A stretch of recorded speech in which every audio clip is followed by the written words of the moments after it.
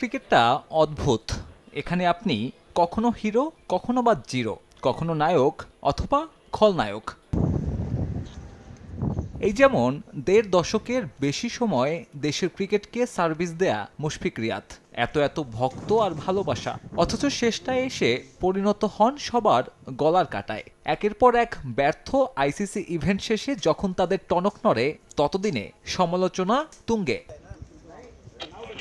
Champions ট্রফির ভরাডুবির পর আর কালক্ষেপণ করেননি এই দুই সিনিয়র, তবে নিজেদের অবসরের সিদ্ধান্ত জানাননি সতীর্থদের। আমরা এমন কিছু আগে থেকে জানিনি, বাট যতটুকু ভাইদের কাছে শুনতেছিলাম যে শীঘ্রই নেবে, কিন্তু যে হয়তো চ্যাম্পিয়ন্স ট্রফির লাস্ট ম্যাচটা হইলে বোঝা যেত যে বৃষ্টির জন্য হয়নি, তাই হয়তো অফ দ্য ফিল্ডে নিছে, বাট আমরা আগে থেকে জানতাম না। অথচ মাথাটা উঁচু করেই ২২ গজকে বিদায় জানাতে পারতেন সিনিয়ররা, কিংবা টানা অফ ফর্মে হয়তো বিরতি নিয়ে সুযোগ দিতেন নতুনদের। তাসকিন আহমেদের ভাষায়, ক্রিকেটারদের এই জায়গা না ছাড়ার মানসিকতার কারণ বাদ পড়ার শঙ্কা। আমার এই প্রবলেম, আমি এই সময় একটু ব্রেক চাই।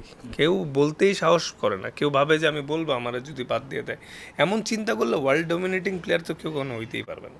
বাংলাদেশের প্রেক্ষাপটে এই আঁকড়ে ধরার উদাহরণ নতুন কিছু নয়, যদিও ব্যতিক্রম ছিলেন সাকিব। ম্যানেজমেন্ট, সতীর্থ সবাইকে জানিয়েই কানপুরে সাদা পোশাককে বিদায় বলেন মিস্টার ৭৫। তাসকিনেরও স্বপ্ন, ঘোষণা দিয়ে মাঠ থেকে ইতি টানবেন লাল সবুজ অধ্যায়। টেস্টে চলাকালীনই ভাই বলছিল সবাই যে রিটায়ার নেব, আমরা মাঠ থেকে বিদায় নিতে পারি।